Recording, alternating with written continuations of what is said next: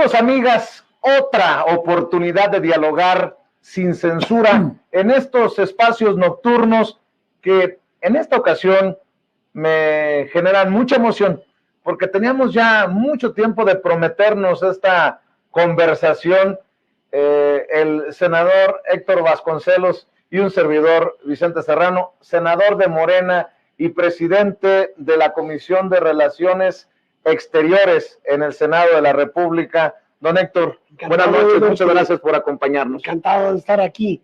¿Cómo le ha ido? Bien, si es que se puede hablar de que le va uno bien en medio de tanta tormenta política, ¿no? Estamos en una época de efervescencia, por decirlo menos, así que, claro, tiene uno las preocupaciones del momento, porque de aquí a la próxima elección presidencial es evidente que estamos viviendo una etapa crucial para el futuro de México. Entonces, pues eso yo creo que a todos nos tiene muy ocupados y un tanto tensos, ¿no? ¿Preocupados? Preocupados, bueno, claro, porque nadie sabe a lo largo de 10 meses qué pueda suceder. En política, 10 meses yo creo que es un muy largo tiempo. Claro. Y yo siempre, de por sí soy de carácter escéptico respecto a lo que sea. Soy escéptico respecto a que vaya yo a estar aquí mañana por la tarde, vivo, ¿no? Pero en política las cosas de repente cambian de un momento a otro, las circunstancias, en fin, ese es también es el encanto de la política, ¿no? Y de la vida pública. Cuando digo que estoy emocionado porque por fin se nos da esta oportunidad de conversar, es porque no es cebollazo, es en verdad. Nos conocimos en Chicago, la única vuelta que dio a Chicago como candidato el hoy presidente Andrés Manuel López Obrador, aquella reunión comunitaria en el barrio de Pilsen. Pilsen. Usted siempre ha sido muy generoso, senador, con este espacio sin censura y bueno, creo que tiene el bagaje para pintarnos un panorama, sí de preocupación, sí de ocuparnos, sí de tormenta, dice usted, yo digo más de escupitajos venenosos de algunos personajes, pero ¿qué se ve? ¿Se ve luz? ¿Se ve tinieblas? ¿Cómo se ve? No, yo veo luz al final del túnel, como dicen, porque en primer lugar está el apoyo tan importante que tiene el presidente López Obrador entre el pueblo mexicano, ¿no? Todo esto que hemos atestiguado, no solamente en las grandes concentraciones del Zócalo, las 2 o 3 que ha habido este año, pero además se refleja este apoyo popular al presidente en todas las encuestas. Sabemos que es, según algunas mediciones, el segundo líder político mejor aceptado alrededor del mundo, y eso es mucho decir, ¿verdad? Entonces, eso es un elemento que no veo por qué pudiera cambiar, al contrario, creo que hacia el final del sexenio, ya en los últimos meses, se van a ver mayores resultados todavía, van a llegar a su conclusión proyectos como el Tren Maya, que es de una importancia crucial para el desarrollo del sureste mexicano. En fin, yo creo que si acaso la popularidad del presidente va a ir creciendo en los próximos 10 meses. Me refiero a 10 meses antes de la próxima elección presidencial. Pero por otro lado, en la política, en la historia, pues siempre está el papel de lo imprevisible, ¿no? En cualquier momento pasa cualquier cosa, en cualquier parte del mundo, ¿no? Se ha convertido en un circo en ocasiones el Senado, yo aquí lo he advertido, y tristemente por colegas, y me refiero a hombres y mujeres de oposición, colegas tuyos, senador, que pues lo mismo han irrespetado, es mi opinión, el recinto llegando de votar con una botarga de dinosaurio, que encadenándose, que gritoneando. ¿Cómo ves a esta oposición? Sí, desgraciadamente, en particular en los últimos meses, se ha enrarecido mucho la atmósfera en el Senado, ¿verdad? Cada vez es más difícil llegar a acuerdos, sobre todo en lo que se refiere a reformas constitucionales, pues es no ha sido posible lograrlas en los últimos meses, y no era ese el ambiente, hay que decir, al principio del sexenio.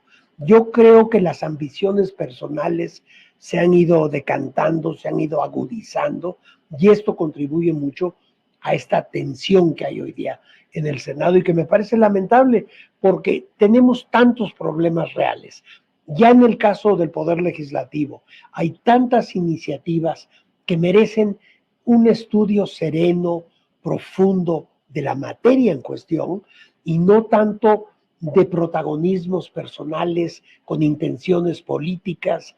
Yo siento que hay un buen número de senadores y senadoras que ante todo anteponen su ambición personal, su deseo de protagonismo, y entonces están dispuestas o dispuestos a hacer cualquier cosa con tal de hacerse más presentes ante la opinión pública. ¿Es buscar el poder por el poder? Claro, claro que sí. Bueno, eso es en general frecuente en la clase política, hay que decir, ¿verdad? Y en el Senado se hace muy evidente. Hay personalidades que están nada más buscando el poder por el poder en cualquier circunstancia, a cualquier precio, y no importa con qué alianzas.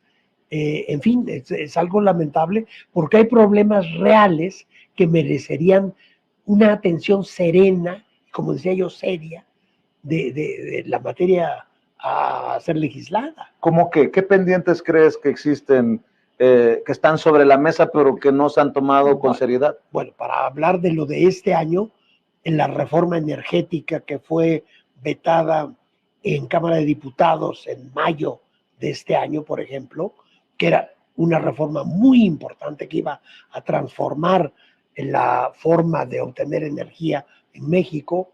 Está la reforma electoral, que a mi juicio tenía grandes cualidades. Había elementos en la reforma electoral que hubiesen mejorado sustantivamente la manera de hacer política y de llevar a cabo elecciones en México, y por intereses partidistas fueron frenadas estas reformas. Y en la actual atmósfera de crispación que tenemos en el Poder Legislativo, pues se ve difícil cómo puedan llegar a buen puerto. ¿Eres de los que piensa que la oposición está moralmente derrotada? Y te lo pregunto, tú eres muy decente, senador, pero pareciera que también le entraron en su momento Ciro Murayama y Lorenzo Córdoba desde el INE, y cuando se van esos del INE, algunos ministros de la Suprema Corte de Justicia de la Nación le entran a este merequetengue. Sí, ¿estoy bien? Absolutamente. Yo creo que en ambos casos, en el caso del INE y de un buen sector de la Suprema Corte, hay la presencia de eso que históricamente hemos conocido en México como la vieja rancia derecha mexicana, ¿no?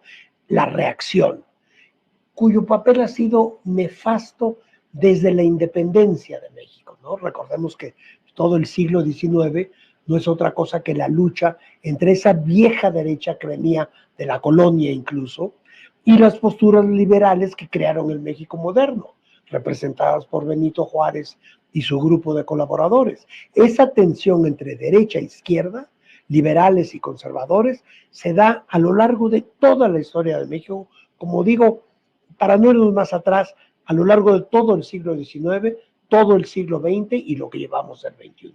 Y eso lo estamos atestiguando al día de hoy en la disputa por el poder que ya está en marcha en este país. Y se va a poner peor la cosa. Yo le he estado advirtiendo a la audiencia de Sin Censura, preparémonos, porque se retira Andrés Manuel López Obrador, líder histórico, y quien se quede, con mucho respeto para las corcholatas, pues no llena los zapatotes que deja Andrés Manuel López Obrador. No me quiero adelantar, pero va a llegar el momento y tenemos que iniciar este debate, este análisis, claro. ¿No?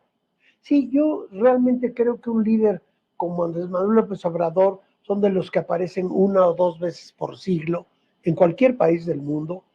Yo, si me permites irme un poco a un relato personal, pues yo había conocido a todos los presidentes de México desde Adolfo López Mateos. Claro, yo era un adolescente en esa época, pero López Mateos era un gran amigo familiar. De hecho, fue uno de los líderes de la campaña vasconcelista de 1929, fue líder en el Estado de México, y de López Mateos a la actualidad he conocido en mayor o menor medida a todos los presidentes de México. Nunca había yo pertenecido a un partido político, hasta ahora a Morena. ¿Y por qué lo hice? ¿Por qué me afilié a en un principio movimiento y luego partido? Porque cuando yo oí hablar la primera vez a Andrés Manuel López Obrador en el 2000, muy a principios, en enero de 2006, sentí que estaba yo en presencia de algo diferente completamente a toda la clase política que yo conocía muy bien, ¿no? Ya digo, por razones biográficas, etcétera. Y cuando lo vi, por una parte su discurso y por otro lado el contacto que él establecía con el pueblo mexicano, cuando yo veía a hombres de 50, 55 años que lo abrazaban y se echaban a llorar en sus brazos, a señoras que querían contribuir con 10 pesos a la lucha. Y yo dije, estamos ante un fenómeno totalmente diferente, algo que yo nunca había visto en mi experiencia personal. Senador, seguro estoy que esos señores a los que usted se refiere son, con mucho respeto, los huevones y los cabrones a los que se refiere Vicente Fox. Qué poca, ahora sí que qué poca, ¿no? Es un escándalo esta declaración última del señor Fox, un auténtico escándalo, pero por otro lado, pues lo retrata, ¿no? Ahí él se retrató más, y luego cuando pide que le repongan la pensión que se daba a los presidentes. Bueno, o sea, a mí regrésenme la pensión, pero a los huevones y cabrones quítenle los programas sociales. Y les decía a trabajar como si muchas veces... No caben en el país, dice. No, bueno, ese es un escándalo, es un escándalo. Pero además, como si algunos de estas personas de la tercera edad estuvieran en capacidad de trabajar y como si no hubieran ya trabajado 40 o 50 o 60 años en las condiciones más adversas e injustas que vienen de nacimiento, de su nacimiento. Todos sabemos, estaba yo leyendo ayer precisamente una estadística que quien nace en la pobreza en México, de 100 personas que nacen en la pobreza, solo 3 tienen posibilidades de salir de la pobreza por las condiciones generales del país. Bueno, pues en ese contexto, que el señor Fox diga y pida que se pongan a trabajar, bueno, no hay palabras. Ya regresaremos a hablar de Andrés Manuel López Obrador, pero como esta charla, lo que pretendemos es también conocer un poco más allá de los personajes que nos acompañan en nuestros estudios, como usted, senador. Sí.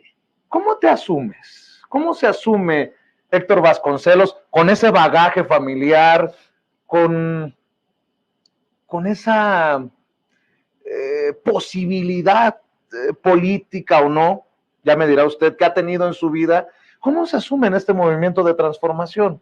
¿Cómo se ve a sí mismo Héctor Vasconcelos y qué papel está dispuesto a jugar? Porque lo ha jugado a ser muy cercano al presidente, sí. Pero insisto, el presidente se va a ir. ¿Y Héctor Vasconcelos? Bueno, cuando ocurra que él termine su periodo, tenemos que defender su herencia y tenemos que defender todas y cada una de las reformas y del cambio en la manera de hacer política que el presidente López Obrador haya instalado en México. Esa es una lucha que nos toca a nosotros, los que no necesariamente tenemos que dejar un cargo. Bueno, yo sí tengo que dejar el cargo de senador el último día de agosto del año próximo, pero en otros campos yo pienso seguir dando la batalla porque llegue hasta sus últimas consecuencias, mejor dicho, hasta sus últimas consecuencias, en lo planteado por este proyecto de nación. ¿Cómo te visualizas? ¿Cómo te visualizas? Dices que si es en el Senado o no, pero tú seguirás dando la batalla. ¿Cómo te visualizas? Bueno, hay un infinito número de maneras de hacerlo. Uno lo puede hacer incluso fuera del ámbito político, en la academia, escribiendo, hablando. Ahí sí, no podría yo hacer predicciones. Yo siempre digo que yo soy muy bueno para hacer predicciones al día siguiente de los acontecimientos. ¿Pero sí te cae bien el Senado? Muy bien, he estado encantado, la verdad, porque te da muchas posibilidades de hacer cosas. Pero nada más déjame decir, de lo que siempre digo, al día siguiente, por ejemplo, del resultado de una elección, yo soy muy bueno para explicar por qué era inevitable que eso, y que yo estaba absolutamente seguro, pero al día siguiente de la elección. ¿Es inevitable que gane Morena en el 2024? No, yo creo que es lo más probable que ganemos, que Morena gane, pero en política nada está asegurado.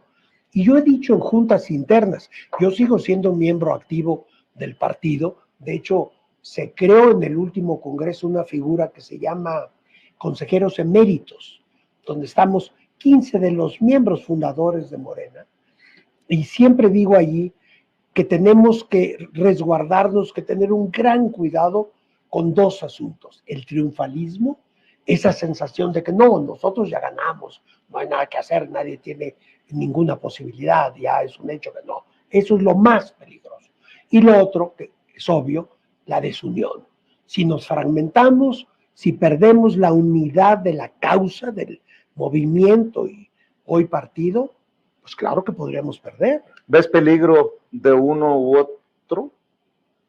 ¿De una u otra cosa? No, al día de hoy yo creo que vamos muy bien. Yo creo que esto que propuso el partido hace mes y medio más o menos, ¿no? Las reglas de operación del proceso electoral y del proceso sucesorio son muy buenas porque son una manera de hacer muy improbable que haya un desgajamiento del partido, ¿no? Yo creo que no.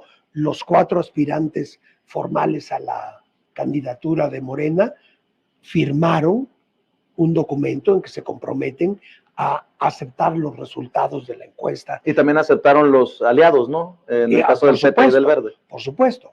Entonces, yo creo que se trata de mantener este concepto de que lo importante es la causa. ¿Cómo vamos a defender la herencia del presidente López Obrador más allá de este sexenio? A mí me llama la atención que anden moviendo hasta encuestas de si es fulanita contra menganita, gana Morena, que si es menganito contra sutanito, gana Morena, que si es esto, lo otro. Digo yo, a ver, ¿qué parte no hemos entendido? Que todavía no tenemos coordinador o coordinadora, y que si están haciendo estas encuestas es para distraer a la raza, ahora sí que a la raza, en estos medios de comunicación que, pues que seguramente hacen su agosto con estas encuestas, porque no son nada baratas. Claro, pero hay que decir que eso es un fenómeno, yo creo, de nuestra época, ¿eh? ¿Sí? Porque, por ejemplo, en los Estados Unidos, en Europa menos, un poco menos, pero también hay esta encuestomanía, ¿no? Esta cuestión de estar diario haciendo mediciones de las más pequeñas fluctuaciones en las preferencias, es algo de nuestra época. Vivimos en una época, como ya se ha dicho 1000 veces, de los medios, de la información. Bueno, pues esto es un elemento que hay una demanda para ese elemento. Y al final tendrá que ser una encuesta, lo ha dicho el propio presidente, y en medios como este hemos defendido el método de elección. Será una encuesta lo que defina al o a la coordinadora de la defensa de la Cuarta Transformación. Sí. Senador, perdón que te pregunte, ¿se vale decir qué te importa? ¿Cuántos años tienes? ¿Cuántos años tienes? ¿Qué edad tienes? 7, 8. 78 años. Sí. Y en tus 78 años, estos ataques, estas groserías de Lili Téllez han sido, desde el punto de vista político, el trago más amargo que te ha tocado pasar.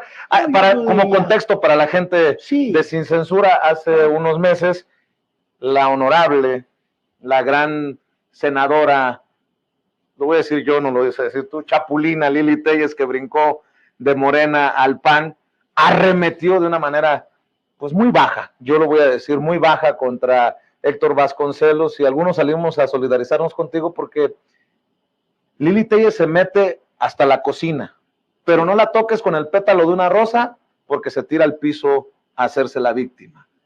Y yo sé de lo que hablo, senador. ¿Ha sido ese tal vez el trago más amargo? Mira, en la vida política, y aún antes de que estuviera yo metido en la política, porque antes yo me había dedicado realmente más bien a la vida académica o a cargos en el mundo, en el ámbito cultural, ¿no?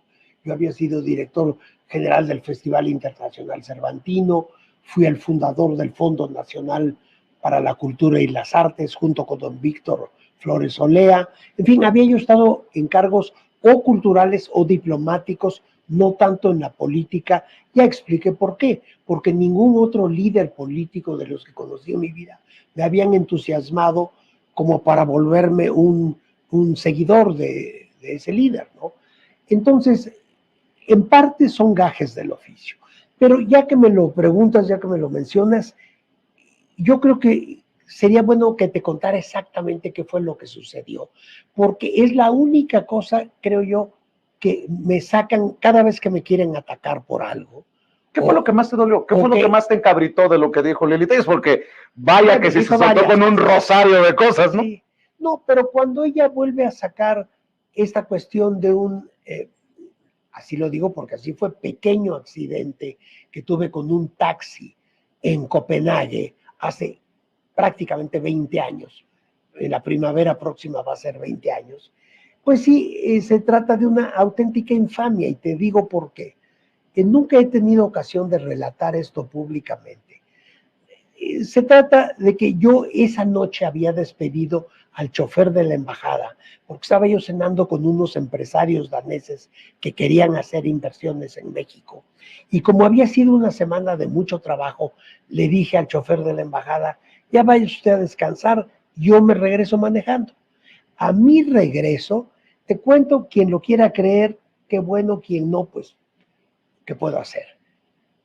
Prendo el radio del carro e iba yo, de por sí, siempre he manejado mal, toda mi vida, porque, bueno, hay gente que no es buena para eso, bueno, pero prendo el radio y estaban transmitiendo la primera grabación que hizo Leonard Bernstein de la Quinta Sinfonía de Mahler, y en particular estaba viendo el movimiento lento, el adagietto de la Quinta Sinfonía de Mahler. Entonces eso, la verdad, me distrajo un poco. Entonces llegamos a un cruce de calles y había una luz amarilla porque ya venía el alto y yo cometí el error de que creí que me daba tiempo de cruzar la calle antes del alto, no me dio y entonces un taxi que venía atrás me pegó en la parte de atrás, pero no fue nada más que un raspón. No hubo desde luego un herido, nada, absolutamente un raspón con un taxi. Que fue en el centro de Copenhague. Entonces llegó la policía, que es muy eficaz. En 3 minutos estaban los policías, vieron que yo no estaba alcoholizado ni nada, que les conté, miren, creí que alcanzaba a pasar la luz amarilla, no lo alcancé, no hubo ningún problema con el taxista, quedó un poco dañado el carro de la embajada, pero el seguro pagó, no le costó a la embajada nada. Eso fue lo que sucedió. Ahora, ninguno de los periódicos más importantes de Dinamarca siquiera reportó el hecho, salvo un tabloide especializado en, pues en notas de crimen, en lo que en México hemos conocido como la nota roja, ¿no? Un periódico de... La Alarma de Dinamarca. Haz de cuenta. La Alarma. ¿Te acuerdas? Sí, muy bien. Ya no existe, ¿verdad? No, creo que ya no. O también en algún momento la prensa tuvo muchos reportajes de crímenes, de accidentes. Sacaron una nota donde dijeron que preguntaron, porque había gente en un café enfrente de donde ocurrió esto. Y alguien en el café les dijo, seguro iba tomado el que venía manejando, que es lo que siempre se dice de un accidente. Yo me acuerdo que cuando era yo niño, cada vez que pasábamos, mi mamá iba manejando y decía, veía un choque y decía, ha de haber ido borracho. Bueno, pero así de ligero y sin importancia. Y repito, ninguno de los diarios importantes del país lo mencionó. Entonces sacan este tabloide. De alguna manera esto llega a México y aquí viene algo interesante. Llega a Los Pinos, a la oficina de prensa internacional de Los Pinos, y de Los Pinos lo transmiten a los medios mexicanos. Ahora, tú dirás, ¿por qué?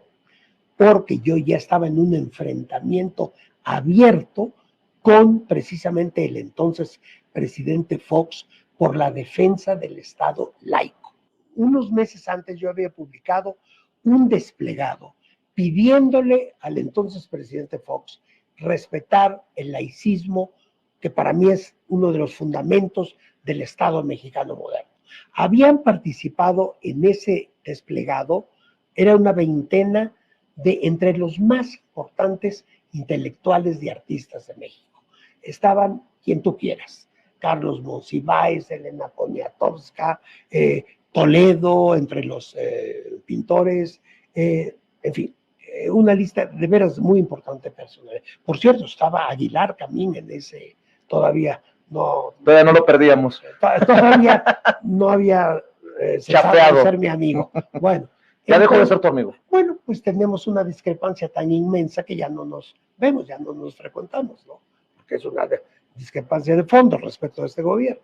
Bueno, entonces, eso yo después supe que cuando ven ese desplegado en Los Pinos, dijeron, bueno, ¿qué vamos a hacer? Héctor es embajador en Dinamarca, lo más fácil sería cesarlo, como una falta de respeto al presidente, y no era más que un exhorto al presidente de observar rigurosamente el laicismo del Estado mexicano. Sé que hasta con nombre y apellido, quienes en Los Pinos dijeron, no, hay que cesarlo mañana, porque si no, tiene que ser una lección, ¿no? Bueno, y otros dijeron, no, vamos a hacer más grande el asunto. Todos los intelectuales que firmaron lo van a defender, entonces no, me lo guardaron. Y cuando ven este tabloide danés que había reproducido esa nota, de Los Pinos sale la nota, otra vez, hacia los medios mexicanos. La mayoría de los medios mexicanos, yo creo que porque me conocían de décadas, no lo publica, pero el periódico La Razón sí lo publica, ¿no? Incluso le da la portada, una portada, junto con otras críticas a los que en ese momento estábamos siendo propuestos para el gabinete del presidente López Obrador. Esa es la historia. Detrás, de fondo, había esta animadversión o este deseo de venganza del presidente Fox por mi defensa del laicismo. Y en lo inmediato yo iba distraído, me da pena decirlo, pero iba yo oyendo el adagietto de la Quinta Sinfonía de Mahler. Algunos dirán, ¿por qué me importa tanto? Bueno, yo tengo una formación musical profesional desde los 4 años y para mí la música es una parte importantísima de mi vida. Ahí están en las redes videos míos haciendo música, etc. Claro. Esa es toda la historia. Y eso lo retoman para el golpeteo. Y eso lo retoman cada vez que me quieren atacar por algo o para algo, sacan esa historia porque yo creo que evidentemente es lo único que tienen en una trayectoria de 50 años, ¿no? ¿Y cómo ves esto de hacer política basado en la gordofobia, como le llaman, la homofobia, o sea, todo lo peor del ser humano? ¿Cómo ves? Yo diría la reformafobia, porque yo creo que en la Cuarta Transformación estamos transformando a país, pero hay gente que tiene fobia, que quiere que todo siga igual, porque tenían posiciones muy cómodas en el viejo régimen, ¿verdad? Entonces me parece, pues, obviamente pésimo. E irse a ataques personales y además están absolutamente infundados, ¿no? Yo por eso te preguntaba lo de Lili Téllez, porque se caracteriza Lili Téllez, vamos a ser sinceros, no es un ataque por atacar a Lili Téllez, pero se ha caracterizado por ser la golpeadora de Acción Nacional, punto, perdón que lo diga así. No, pues ahí están los videos, las evidencias. ¿Qué piensas de...? No, es lamentable. Ahora, ahí hay otro asunto de fondo. En efecto, hoy día la difamación como tal ya no es un delito. Yo creo que habría que introducir una nueva reforma para que lo sea. Porque una cosa es la libertad de expresión, que obviamente es uno de los principios centrales de cualquier régimen democrático, etcétera, y moderno. Pero otra cosa es que alguien se sienta libre para afirmar cualquier cosa sin una prueba y que la contraparte se vea con los brazos atados, imposibilitado de proceder legalmente, ¿no? Allí sigo pensando con otros senadores y senadoras que quizá hay que reformar esa ley para que la calumnia, claro, es muy difícil separar la línea entre el ataque político y la difamación, ¿no?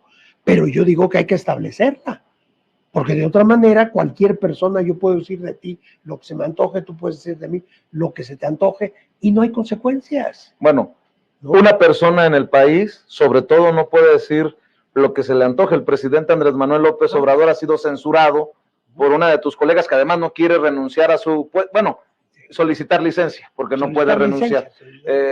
Xóchitl Gálvez, y me parece tan ridículo esto de que no hable de mí, o ahora que le dijeron señora X en un segmento. Sí, ya, la gran ofensa. La gran ofensa. Sí, ¿qué pasa? ¿Qué está pasando, Héctor Vasconcelos? Bueno, pues estamos en medio de un cambio en el país, de un cambio en la política, en todos los órdenes, ¿no? En la economía. Y hay 4 o 5 cosas que a mí me parece que es imposible negar que han ocurrido como cambios. Por ejemplo, el hecho de que hoy los mayores capitales del país, tanto empresas como bancos e individuos, ya no existe la condonación de impuestos, tienen que pagar impuestos. Para mí eso es un cambio fundamental. Totalmente. Y muy difícil de revertir, yo espero que sea imposible revertirlo. Otra cuestión, el estilo de gobernar. El hecho de que el presidente de la República se comunique diariamente con la opinión pública, con el pueblo mexicano, con quien lo quiera escuchar, con quien no tenga prejuicios tan arraigados como ciertos miembros del Círculo Rojo.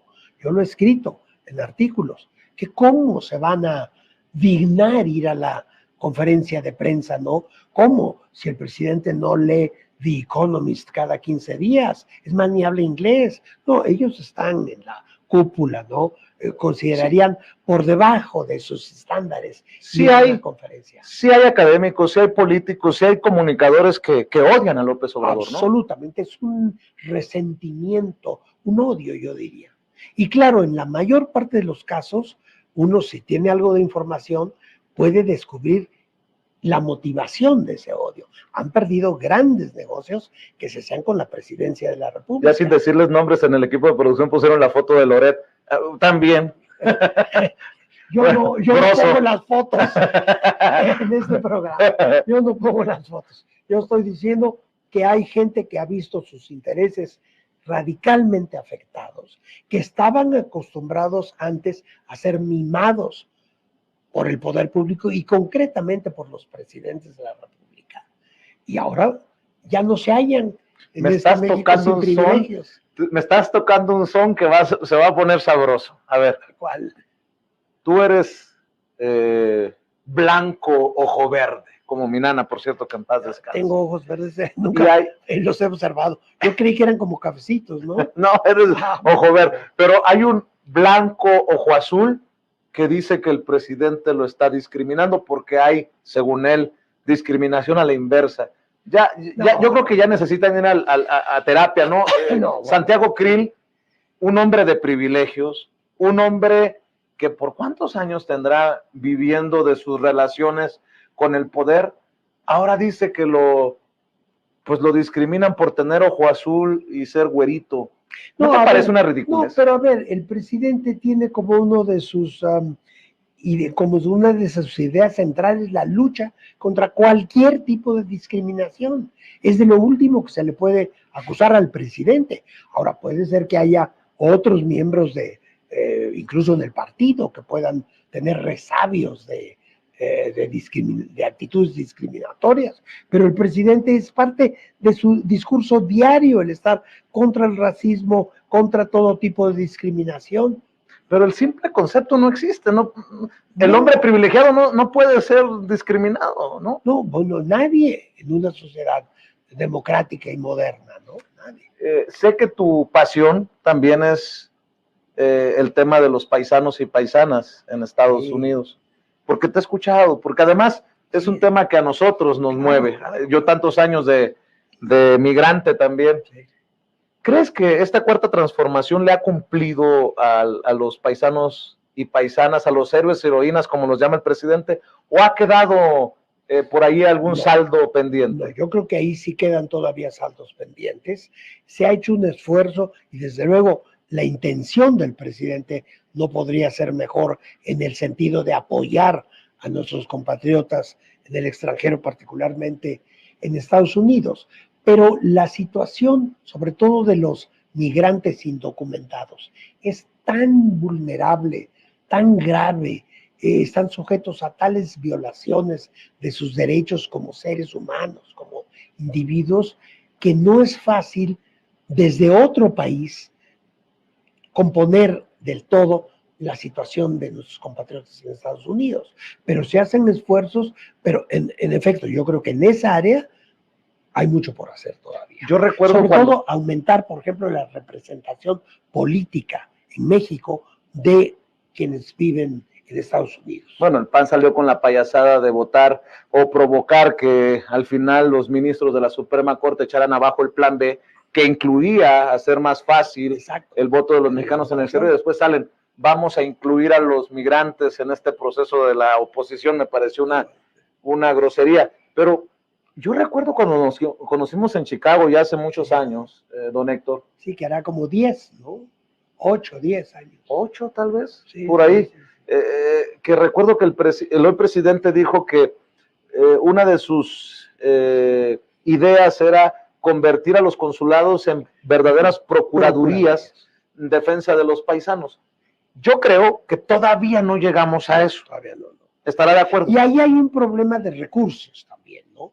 Porque todo esto es carísimo, ¿no? Una cosa es tener la intención, tener como objetivo que nuestros consulados sean verdaderas procuradurías, como dice el presidente. A mí me lo decía todo el tiempo, pero se necesitan recursos, tiene uno que contratar abogados, intérpretes, porque muchos de nuestros compatriotas de Estados Unidos no hablan inglés, o por lo menos no lo hablan suficientemente bien como para entrar a un juicio, etcétera, ¿no? Para hacer declaraciones.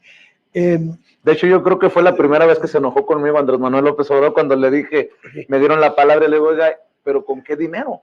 Bueno. Porque cada hora el abogado aquí cuesta 300, 400, 500 dólares, ¿no? A veces hasta por llamadas telefónicas, ¿no? Sí. Si uno consulta por teléfono, ellos después dicen, fue tanto lo que costó esta conversación. Pero a pesar de que, y para que no vaya a sonar a que estamos, al menos yo, sacando las podridas, diría el presidente, yo creo que a pesar de que no se ha cristalizado, cerrado ese círculo, no por completo. La gente está muy al pendiente de lo que pasa en México y considero, al menos lo que yo alcanzo a ver, no se ha cumplido necesariamente o totalmente acá, pero sí veo los beneficios de la 4T en mi familia allá en México. Exactamente. Ellos están observando que sus familias están mejor, están recibiendo programas sociales, por ejemplo, que se les toma en cuenta, que son un actor central de la política nacional, el actor central de la política nacional. Todo esto lo perciben en Estados Unidos. Tan es así que yo creo que el apoyo que tiene el presidente entre nuestros connacionales allá sigue siendo mayoritario. Y no podría ser de otra manera. La gente salió huyendo por la culpa de las finanzas de Zedillo y de Salinas, por las traiciones de Fox, por la violencia de Calderón, por la simulación y la corrupción de Peña Nieto. La gente está allá por culpa de estos. No, y se puede uno remontar todavía más atrás, porque yo me acuerdo desde que yo era niño, como yo oía hablar siempre de los braceros, ¿no? Claro. Y de su situación tan deplorable en Estados Unidos. Y hay que decir que era peor entonces, porque no había los medios de comunicación que hay ahora, se cometían abusos sin límite y no había dónde denunciarlos. Cuando yo fui cónsul general en Boston, en los años 90. Esa sí no me acordaba. ¿Sí? Fui cónsul general en Boston del 96 a 99, 3 años. Y por ejemplo, me tocó descubrir un caso de 90 trabajadores indocumentados mexicanos que laboraban en una, ¿cómo se llaman los lugares donde se produce huevo? Creo que tienen su nombre, una empresa comercializadora de huevos. Había gallinas y ponían los huevos, una gran distribuidora en todos los Estados Unidos. Y tenían algo muy parecido a las tiendas de raya del porfiriato, ¿no? Porque ¿qué pasaba? Llegaba un trabajador, digamos, mexicano indocumentado, que por definición no puede acudir a las autoridades legales porque lo despiden. Y entonces le daban un sueldo miserable, los tenían viviendo en literas a este grupo de 90 mexicanos, y al llegar decían, oye, seguramente tendrás necesidades para instalarte en este país, te presto $200 o te presto $500. Entonces ya estaban endeudados con la empresa. Entonces a la hora que decían, no, yo ya no me conviene este trabajo, tengo que irme ya, de verdad quiero mis 500. No, señor, ya no, ahora me los tienes que pagar. Entonces se veían obligados a quedarse en las circunstancias que fuera. Esto lo descubrió el Consulado de México y ya iniciamos una acción legal allá, esto que se llama Class Action, y ganamos el caso en Maine. Esto fue en Maine, debe haber sido el año 97 o 98.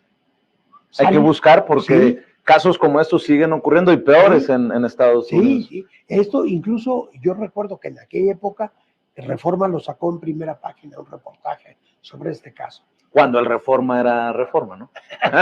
Cuando iniciaba, pues estoy hablando del 97, 98. Oiga, don Héctor, una pregunta. Sí. ¿No se quedó usted con ganas de, no sé, lo voy a decir y espero que no me lo tome a mal? No. ¿No se quedó con ganas de ser secretario de Relaciones Exteriores? Porque yo emocionado cuando decían el gabinete de Andrés Manuel López Obrador y va Héctor Vasconcelos. ¿Se acuerda que en algún momento lo mencionaron? No, claro. Y decía yo, qué bueno, porque uno que lo conoce, uno que lo ha seguido, sabe que es un hombre generoso e interesado de los temas hacia el exterior. Ahora que se fue Marcelo Ebrard, ¿no hubo esa posibilidad? Te voy a decir por qué yo no puedo ser secretario de Relaciones. Ya no tengo la edad que se requiere. Para eso hay que tener idealmente 40 años, pero todavía 50, 50. Favor le está haciendo a Marcelo. No, que no tiene ni 40 ni 50, ¿no? No, bueno, pero sí tiene 60 y muy pocos, creo, ¿no? Creo que sí. 63, 64, algo así. No, él está, yo creo, ya en el límite físico, porque es una tarea, además en particular con el presidente López Obrador, que no le gusta viajar, ¿no? Sino que siempre te pide que vayas tú en su representación. Ya ven, Marcelo andaba de la seca a la meca y el presidente ha viajado muy poco porque él considera que su prioridad es atender los asuntos aquí. Bueno, entonces hay que tener una resistencia física enorme.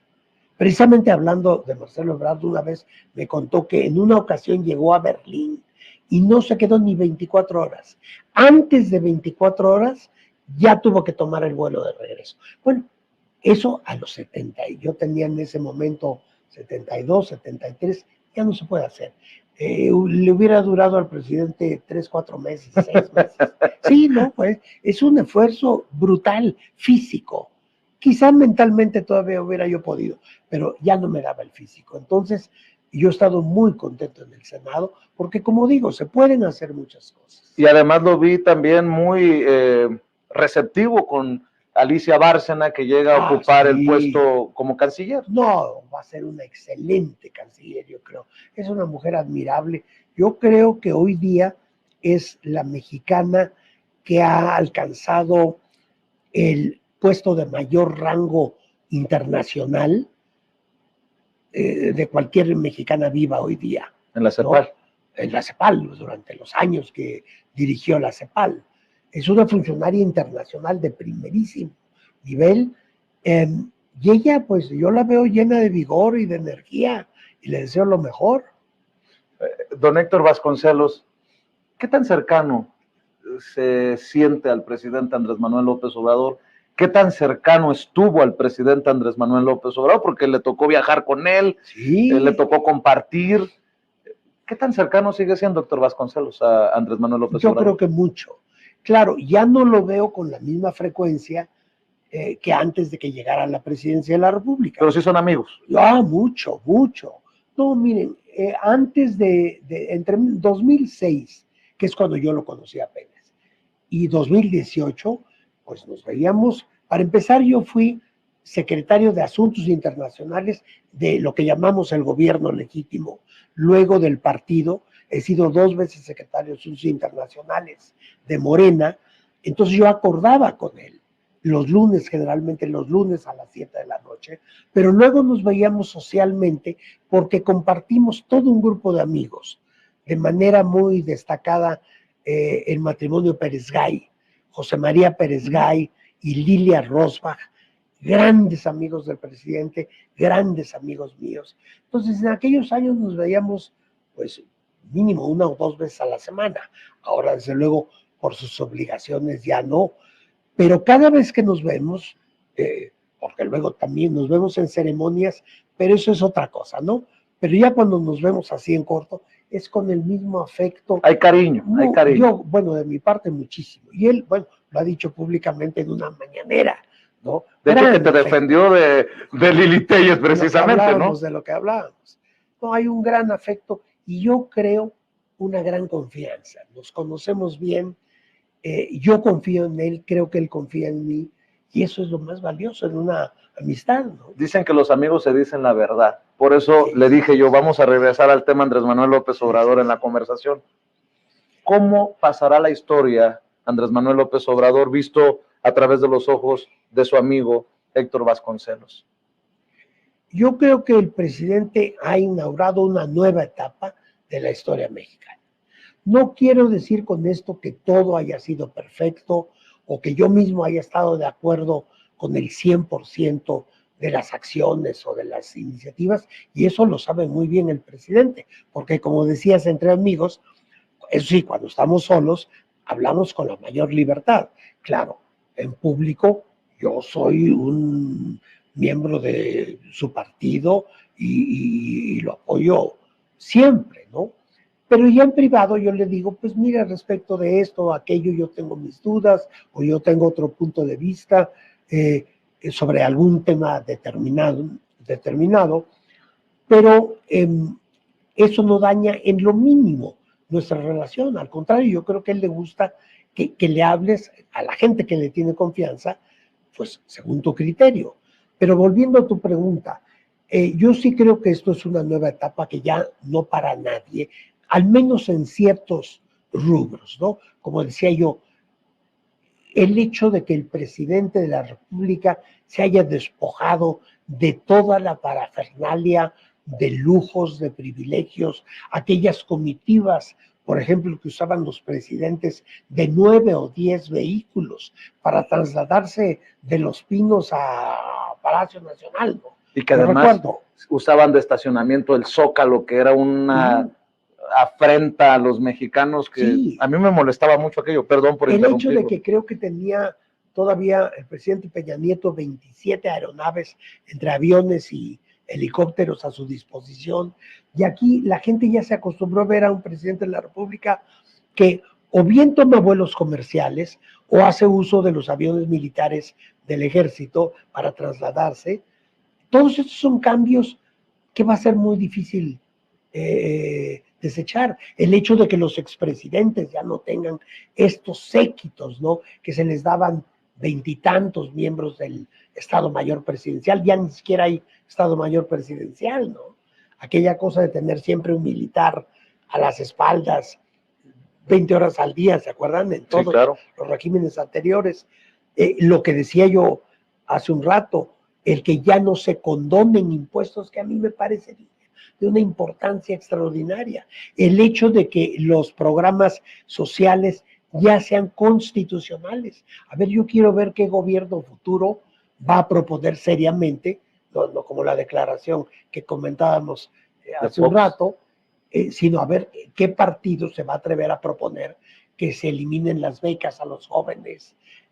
Bueno, es un milagro de la 4T, un milagro de este gobierno, que ahora el PAN, que la probable aspirante de la oposición, diga los programas sociales se quedan. Bueno, si eso no es un logro y no es un capítulo nuevo de la realidad mexicana, no sé qué cosa lo es. Entonces yo creo que va a pasar a la historia muy bien. Claro, habrá como con cualquier presidente en cualquier momento de la historia y en cualquier país del mundo, habrá puntos de vista que critiquen tal o cual aspecto, pero los cambios que ya él introdujo, el ejemplo de su absoluta y radical honestidad personal, ¿no? De sus propósitos tan genuinos de mejorar al país y sobre todo a los desprotegidos. Yo creo que todo eso inaugura un nuevo capítulo de nuestra historia.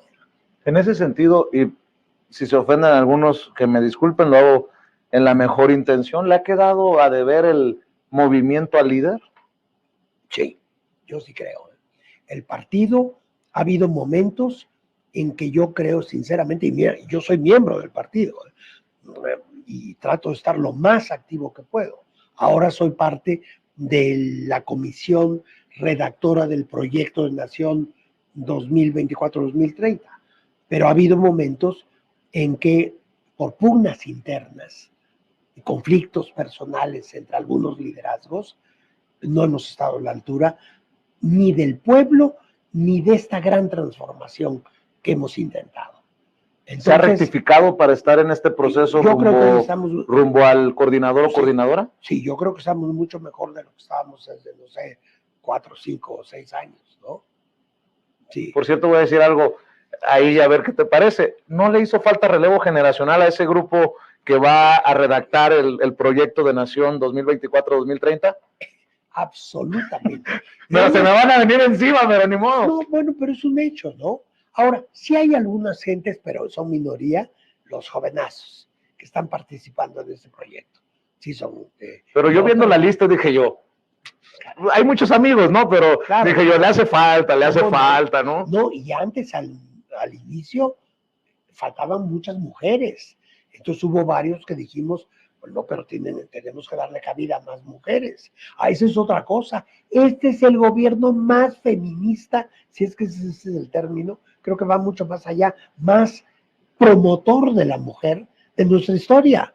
Que se va a olvidar que por primera vez la Secretaría de Gobernación ha estado 2 veces en manos de mujeres, que hubo al principio de este sexenio un momento en que las presidentas de las 2 cámaras de diputados y de senadores eran mujeres. El primer gobierno en que hay paridad de género en el gabinete presidencial. Bueno, y todavía atacan al presidente por su falta de atención a las mujeres o porque no quiere a las mujeres, como dice cierta colega mía. Por favor, ahí están los hechos a la luz pública. ¿Cuándo un presidente le había dado tantas oportunidades a las mujeres? El partido mismo ha sido dirigido por mujeres, claro, en ocasiones. Que me digan que otro gobierno le dio ese rol, ese papel a las mujeres. Hablabas de 78 años, hablabas de que ya no es el momento por lo demandante que puede resultar ser secretario de Relaciones Exteriores. Tú has conocido a Andrés Manuel López Obrador en campaña y obviamente ves a Andrés Manuel López Obrador con el desgaste obvio de tener una responsabilidad de ese tamaño y más contra los poderes a los que se ha enfrentado, a los intereses. ¿Tú ves al presidente cansado? No, bueno, si eso es estar cansado. Claro, hay horas del día, por ejemplo, cuando sale de viaje, ¿no? Es evidente, yo a veces, bueno, he estado muchos viajes con él, 11 veces fuimos a Estados Unidos, una vez a Europa. Claro, hay veces que a las 8 o 9 de la noche ya se le ve cansado, pero yo estaría infinitamente más cansado. Yo lo digo porque él dice, yo, señoras y señores, bueno, además de que es un gran demócrata y ferviente seguidor de aquello de sufragio efectivo no reelección, madrista, ¿no? Pero digo yo, y tendría todo el derecho de decir, ¿saben qué, señores? Yo ya cumplí, ahí les dejo el changarro, yo me voy a descansar, ¿no? Y no a descansar, yo creo que él se va a dedicar a escribir y a leer, que es su pasión, igual que la mía, ¿eh? Eso es una cosa que nos acerca mucho, siempre hablamos de qué estamos leyendo respectivamente. Yo creo que él se va a meter a su casa, además ya tiene, al menos yo sé de 2 libros en mente que le gustaría escribir. Y yo creo que como él es un hombre de decisiones, cuando toma una decisión así básica, la hace de manera inevitable, ¿verdad? Porque tiene una claridad. Y si vemos, todas las grandes decisiones de su vida han sido definitivas. Yo creo que él no vuelve a intervenir en política. Ya sé que mucha gente no lo cree. Bueno, es una cuestión de opiniones. Yo que lo conozco bien, creo que él ha tomado esa decisión y él cierra esa parte de su vida e inicia una nueva etapa. Y quiero nada más aclarar también que yo en ocasiones lo he platicado con los colegas que cubrimos la fuente o sus viajes. ¿Cómo le hace el presidente? Cuando hablo de cansado, no me refiero a ya está cansado, no está tirado en la cama, no. O sea, cansado por el gran estrés que conlleva esto de ser presidente. No, bueno, no me lo quiero imaginar el estrés que eso implica, no me lo quiero ni imaginar. Bueno, Barack Obama en algún momento entró con cabello negro y salió con cabello blanco, cano. Claro. El propio presidente pues se ha ido blanqueando más de su cabello. Por eso le dicen cabecita de algodón, pero yo les digo, oigan, tanto que criticaron a esta colega Sandy Aguilera de que el corredor keniano, no sé si te acuerdas al principio del sexenio. ¿Quién le aguanta al presidente sus trayectos? Yo, no. Y estoy seguro que los corresponsales no aguantan ese trajín, ese ir para arriba y para abajo. Colaboradores, luego, ya en corto, dicen que, bueno, yo no tengo que dormir 3, 4 horas al día a veces, ¿no? Es fuerte. Y si eso es un hombre cansado, pues yo quiero ser un hombre cansado. Así, ¿no? Senador, estamos en la recta final ya para cerrar esta conversación, que espero que sea seguido, porque esto hay tantos temas que van saliendo, ¿no? Y apenas estamos empezando. Los próximos 10 meses van a sobrar los temas. Si me permites, te voy a seguir invitando. Cuando quieras. Y hablamos también de tus libros, los libros que estás leyendo. No, sí, claro. Quieras, claro. De música, hasta de música podemos hablar un día. Es que rescatamos aquello que te distrajo y con lo que chocaste en Dinamarca. Ahora ya no vuelvo a oír música mientras manejo. Eso sí te lo puedo asegurar. ¿No? Me costó caro esa quinta de Mahler. Bueno, caro. 2 cosas para hacer. Sí. Tu opinión de Xóchitl Gálvez. Ay.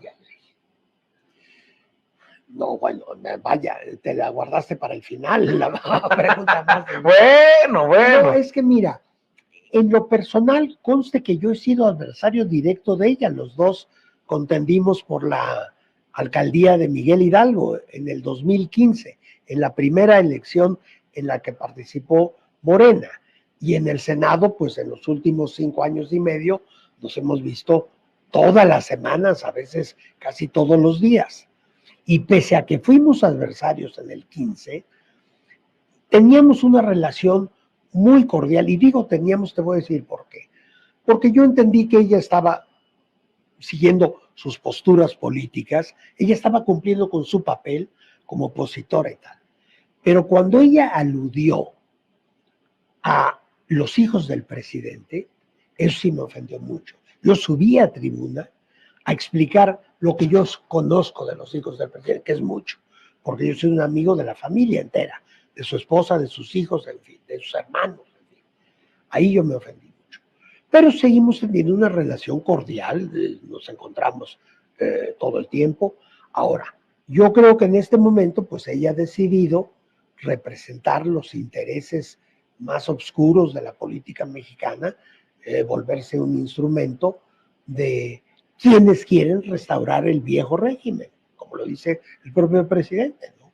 Pues es evidente, quien acepte la candidatura de esta alianza verdaderamente contra natura y repulsiva, que a mí me parece, francamente me parece una alianza repulsiva entre PRI, PAN y PRD, y lo que queda, que es muy poquito, del PRD, es decir, es la negación de sus propias historias, de los 3 partidos, ¿no? Ellos están negando toda su trayectoria pasada al unirse contra quienes fueron sus peores enemigos, o al menos eso decían. Bueno, entonces, quien represente ese grupo de intereses creados, pues me parece que ha hecho una elección que yo considero deplorable. Y te decía, para cerrar, una reflexión para la audiencia de Sin Censura, que está expuesta a esta falsa narrativa de que si Xóchitl Gálvez vendía gelatinas, que si es indígena, que si no lo es, que como decimos desde medios como Sin Censura, había contratos y no los reportó con sus empresas, en medio de periodistas que están vendiendo sus micrófonos y sus cámaras al mejor postor. Por cierto, aquí no se ha pagado un solo centavo y cuantas veces quiera regresar Héctor Vasconcelos tiene los micrófonos y las cámaras, porque ya me di cuenta, ya me enteré que hay medios en donde se cobra por entrevistar a los personajes, por eso lo estoy aclarando. En medio de, incluso desde el extranjero, López Obrador nos está llevando a la tiznada, cuando tenemos un superpeso, cuando no tenemos la deuda que veníamos cargando con otros gobiernos. En fin, hay tantas cosas, tanto ruido. Y bueno, obviamente los ataques a medios como este, que si somos paleros, que si somos lustrazapatos de ustedes en Morena o del presidente. No, a mí también en mis redes suelen ponerme una cantidad de injurias lamentables, porque revelan más de quien las emite que a quien van dirigidos. Pero hay que decir que lo que yo recibo de insultos en las redes será probablemente un 8 o 10% de lo que recibo. El otro 90% es conmovedoramente positivo. Me emociona que me apoyen de tal manera, ¿no? Pero siempre hay ese 10%, pues lamentable. Y como reflexión, ¿con qué cerrarías, al menos en esta ocasión, para esa gente que, pues que sí recibe un programa social, pero no sabe en ocasiones a quién creerle, que se confunde? ¿Qué le dices a la gente para cerrar, Héctor Vasconcelos? Pues mira, así, para quienes tienen dudas de lo que está pasando, yo siempre lo que recomiendo es leer y leer y leer más y más y más, porque finalmente la lectura es el medio por el cual podemos obtener más información, podemos desarrollar nuestras mentes. Desde luego esto incluye a los medios visuales también, a la televisión, a programas como este. Me refiero a todo lo que haga reflexionar sobre los acontecimientos, ¿no? Entre más información exista, mayor es la posibilidad de tener un criterio independiente y juicioso, un buen juicio, ¿no? No hay otra manera. Hay que informarse, escuchar distintos puntos de vista y hacerse de un criterio propio. Y también ver en la experiencia personal qué es lo que uno atestigua. No hay otra manera. Pues, don Héctor Vasconcelos, me da mucho gusto que por fin hayamos coincidido y que haya venido a los estudios de Sin Censura, que se repita. No me hables de usted, por favor. O tan viejito me ves. Bueno, ¡no, hombre! Te digo que ya no estoy para ser secretario de Estado, pero para muchos otras cosas todavía. Héctor, muchas gracias, senador.